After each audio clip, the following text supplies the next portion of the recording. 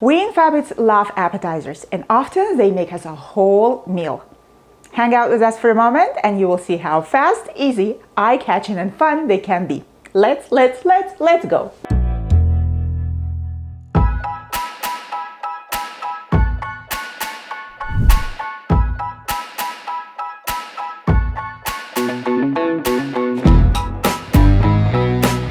When it comes to bruschetta, rustic kind of bread is the best if you want to keep it on the authentic side. We bake our own whole wheat bread regularly, and this is the loaf I'm going to use. Google says that the name bruschetta is derived from Italian verb bruscare, which means toast on the coals, and that bruschetta as an appetizer was born in Roman times. Back then people made it using the stale bread so that this expensive commodity is not wasted. I kind of like that approach, and this tells me that people didn't change over time, even after, well, 20 plus centuries. Basically, bruschetta is an open sandwich on a toasted bread, so I'll slice my loaf into 1 centimeter thick slices.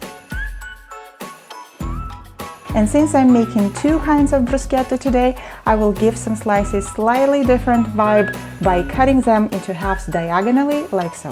By the way, we also have an episode with tomato and mozzarella bruschetta, so check it out. I left the link above in the right upper corner of your screen and in the description below this video, where you will find the list of ingredients and brief instructions. Now, when the bread is cut, it will be toasted in the oven preheated to 350 degrees Fahrenheit. But before that, I'll top the larger pieces with a thick layer of goat cheese to bake with the bread.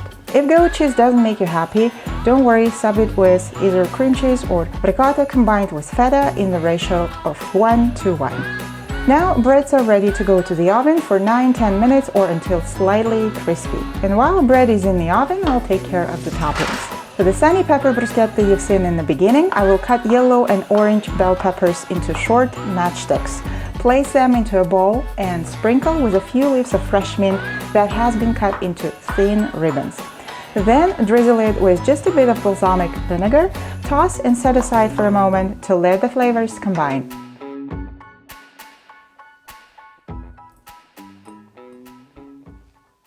Now the shrimp bruschetta. First, I'll cut a couple of vine tomatoes into wedges.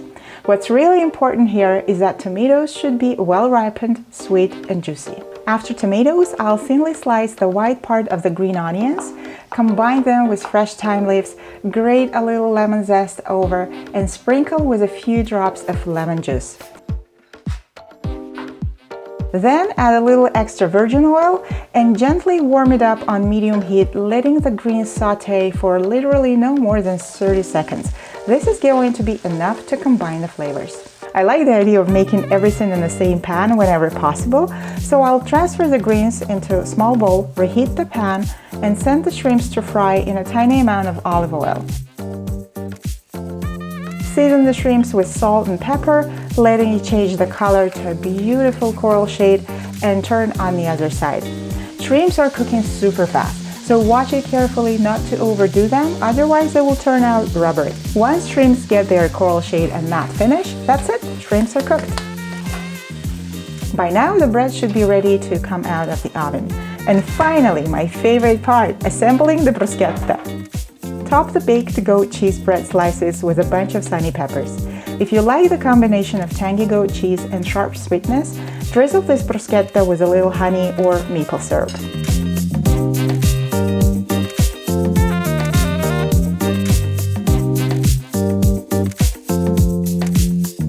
And the shrimp bruschetta is even more interesting. Rub the crispy breads with juicy tomatoes, then top with warmed green onions and thyme leaves, and finish it off with a shrimp that has been just cooked.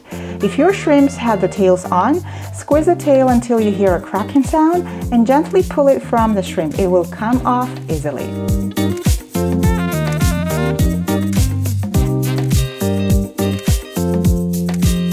Sprinkle each piece with the remaining fresh thyme leaves and lemon zest and serve immediately. They are particularly delicious when warm.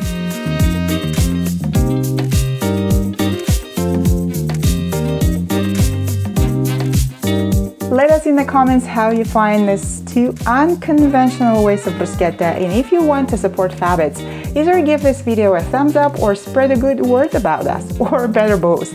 And if you're here for the first time, hang out a little on this channel. I'm pretty sure you'll find something exciting and inspirational here. Thanks for watching, stay well folks, and see you in the next video.